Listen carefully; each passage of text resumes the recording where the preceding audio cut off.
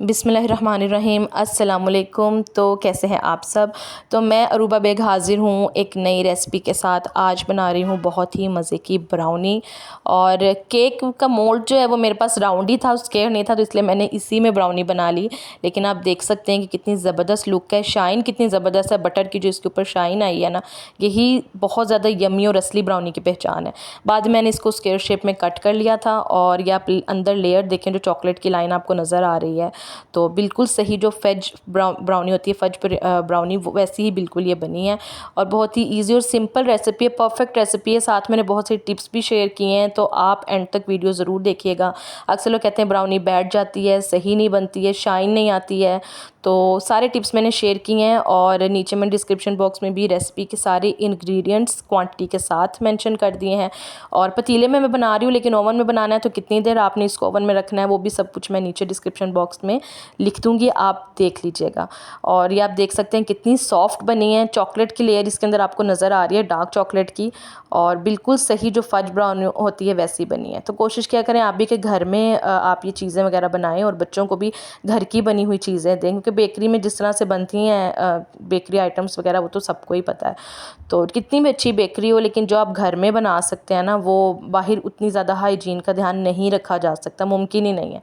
तो इसलिए कोशिश क्या करें आप घर की चीज़ें बनाएं, और घर की चीज़ें बना के खुद भी खाएं और बच्चों को भी दें और मेहमानों को भी सर्व करें।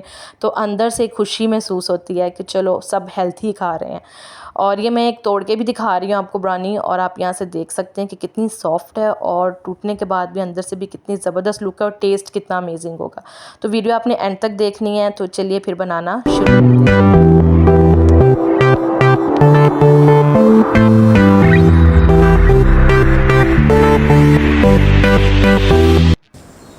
वीडियो को लाइक करें,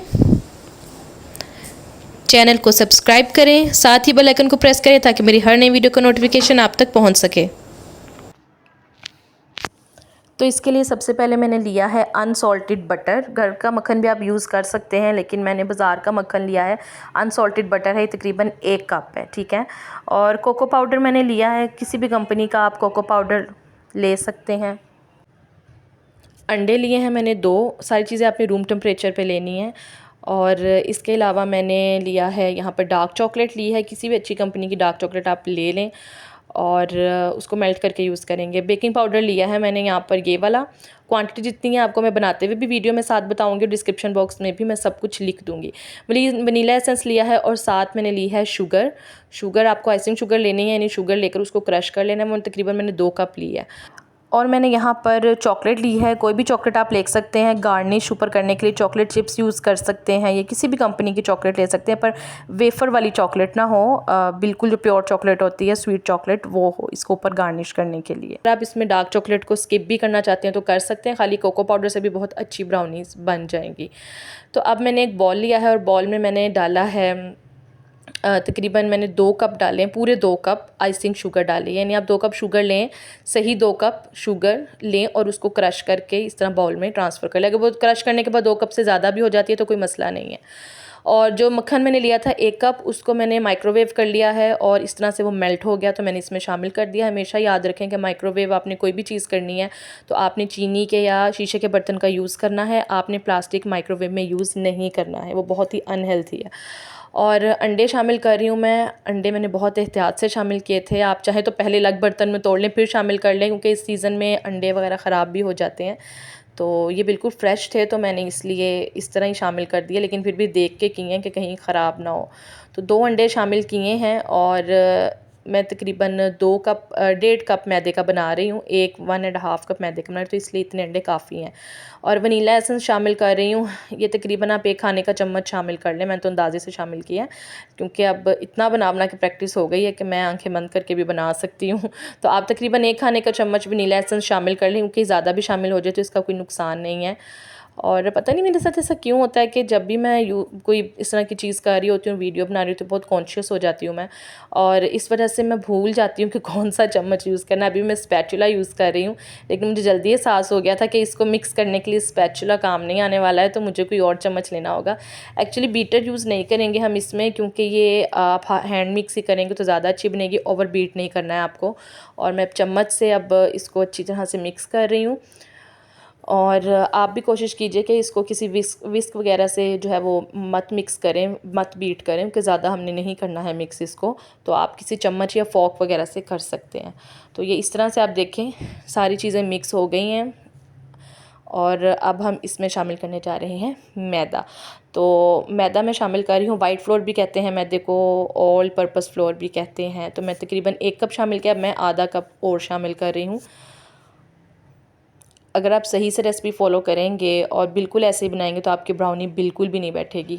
और ये मैं तकरीबन 1 चाय का चम्मच शामिल कर रही हूँ बेकिंग पाउडर। सिर्फ 1 चाय का चम्मच ही आपने शामिल करना है, कोई भी बेकिंग पाउडर हो किसी भी कंपनी का, और उससे ज़्यादा आपने शामिल नहीं करना है, क्योंकि ब्राउनी ज़्यादा फूली हुई नहीं होती। वो फज तभी बनेगी जब आप बेकिंग पाउडर जो है वो थोड़ा शामिल करेंगे। और अब कोको पाउडर शामिल करें, 3 से 4 चम्मच आप शामिल कर लेंगे। थोड़ा सा कोको पाउडर पहले का पड़ा था तो मैं वो डाल रही हूँ, बाकी मैंने तकरीबन 3 से 4 चम्मच जो है वो टोटल कोको पाउडर के शामिल किए हैं। ये भी अगर आप ज़्यादा शामिल कर लें ब्राउनी में तो कोई उसका इशू नहीं है। केक में मैं कम शामिल करती हूँ कोको पाउडर, लेकिन ब्राउनी में ज़्यादा कोको पाउडर ही अच्छा लगता है। तो मैंने इसलिए तकरीबन 3 से 4 चम्मच शामिल किए हैं। और अब इसको अच्छी तरह से हम छान लेंगे। और इस तरह से स्ट्रेनर यूज़ इसलिए करते हैं ताकि कोई भी लम्प वगैरह जो है वो बाकी ना रहे। और आप देख सकते हैं जो भी लम्प्स थे वो ख़त्म हो रहे हैं और नीचे बहुत ज़्यादा साफ़ सुथरा विदाउट लम्प्स जो है वो मैदा छन के निकल रहा है। और जो डार्क चॉकलेट थी वो भी मैंने डाल के प्लेट में थोड़ी सी बटर डाल के माइक्रोवेव कर ली थी और ये भी इस तरह से मेल्ट हो गई, तो मैंने ये भी इसमें शामिल कर दी है। लोग अक्सर सॉल्ट भी शामिल करते हैं ब्राउनी में, लेकिन मैं शामिल नहीं कर रही हूँ क्योंकि डार्क चॉकलेट थोड़ी सी कड़वी होती है, कोको पाउडर का भी ऐसा टेस्ट होता है, तो चीनी के साथ बहुत ही ज़बरदस्त सा टेस्ट आता है, तो मैं सॉल्ट शामिल नहीं करती हूँ। अब अच्छी तरह से इसको मिक्स कर लेंगे। आप हमेशा याद रखें कि आपको मिक्स करते हुए आराम आराम से मिक्स करना है और आपको ओवर बीट नहीं करना है। और जितनी इसकी थिकनेस मैं आपको बताऊंगी, अगर आप वैसे ही थिकनेस इसकी होगी, ना ज़्यादा पतला हो और ना ज़्यादा गाढ़ा हो, तो फिर ये बहुत ही अच्छा बनता है, अच्छी बनती है ब्राउनी। और अब आप ये देख सकते हैं मिक्स मैंने कर लिया है, मैंने कोई पानी ऐड नहीं किया है, कोई दूध ऐड नहीं किया, जो मैंने चीज़ें दिखाई हैं वही चीज़ें बस ऐड की हैं। और इसको ग्रेजुअली आप मिक्स करेंगे तो उसके बाद ये इस तरह का हो जाएगा। थिकनेस आप देख सकते हैं रनिंग फॉर्म है, बहुत ज़्यादा भी रनी नहीं है पर रनिंग फॉर्म इसकी है। केक से थोड़ा सा पतला है ये, केक थोड़ा सा इससे गाढ़ा होता है और बहुत ही ज़बरदस्त इसकी लुक है। और आप इस लम्हे में आप टेस्ट भी कर सकते हैं कि इसका चीनी वगैरह सही है या नहीं है, और भी ऐड कर सकते हैं। तो यहाँ पर मैं बटर पेपर लगा दिया है और ग्रीसिंग कर रही हूँ मैं पैन को। मुझे पैन भी ज़रूरत है, एक स्क्वायर पैन लेने की, इंशाल्लाह मैं वो भी जल्द ही ले लूँगी। लेकिन अगर आपके पास कोई घर का आम बर्तन भी है तो आप उसमें भी पेपर, कोई भी आम पेपर लगा के उसके ऊपर ऑयलिंग कर सकते हैं और ब्राउनी बना सकते हैं। बाद में आप शेप खुद कट कर लें, छोटे छोटे पीसीस कर लें स्क्वायर शेप में, कोई मसला नहीं है। तो अब मैं ब्राउनी जो है बैटर ब्राउनी का इसमें शामिल कर रही हूँ। और इसके बाद शामिल करने के बाद आपने इसको डैप करना है, अच्छी तरह से डैप करना है आपने, ताकि ये जो है इसके लम्प्स वगैरह बनते हैं ये पॉप हो जाए यहीं पर ही, बबल्स वगैरह, ये लम्प्स वगैरह कह रही हूँ, बबल्स वगैरह, क्योंकि लम्प्स तो पहले निकल गई थी। बबल जो बन रहे हैं आपने इसको यहीं पर ही पॉप कर देना है। 10 से 12 बार अच्छी तरह से आपने इसको डैप करना है। और ये देख सकते हैं आप बबल्स जो हैं इसके ये पॉप हो रहे हैं, और फिर बनने के बाद ये बबल्स नहीं आएंगे। अगर आप डैप नहीं करेंगे तो जब बेक हो जाएगा तो उसके बाद बबल्स आएंगे।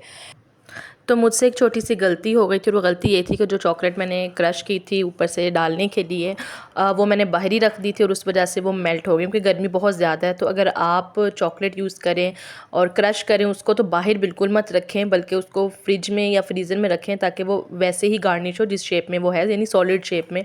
मेरी बिल्कुल मेल्ट हो गई थी तो फिर मैंने उसको ऐसे ही शामिल कर लिया। लेकिन आप ये गलती बिल्कुल भी मत कीजिएगा, और जो भी चॉकलेट हो तो मैंने उसको फिर इस तरह ही फ्रिज डाली, में ही क्योंकि किचन में रखिएगा। काम करें तो इतनी गर्मी होती है कि आधी से ज़्यादा चीज़ें तो आप भूल ही जाते हैं। और जब आप इस तरह की बेकिंग वगैरह कर रहे होते हैं तो आपको याद भी नहीं रहता है कि फ़ैन वगैरह ऑन करना है, क्योंकि मैदा वगैरह फिर उड़ता है। तो इस वजह से मेरी चॉकलेट मेल्ट हो गई थी, पर मैंने ऐसे ही ऐड कर दी थी।